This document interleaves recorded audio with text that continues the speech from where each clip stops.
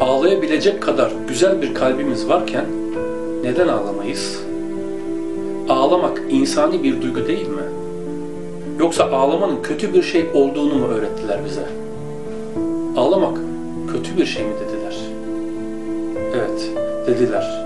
Ağlamanın ayıp bir şey olduğunu öğrettiler bize. Kimler onlar?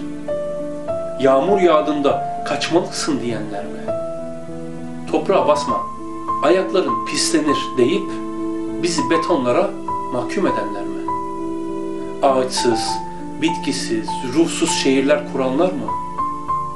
Çiçek kokuları yerine egzoz ve sigara kokularını bizlere alıştıranlar mı? Bizlere mektup yazmayı unutturanlar mı? Domatesin tadını unutturup bizi plastik yemeye mahkum edenler mi? Küzüneli sobanın üzerinde kestane, kızarmış ekmek keyfini unutturanlar mı?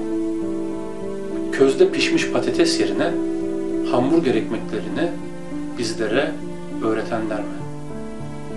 Ayaklarımız toprağa basacağı yerde kat kat alışveriş merkezlerini bize gezdirenler mi?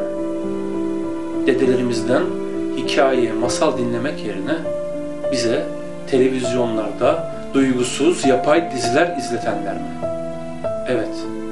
Evet onlar dediler.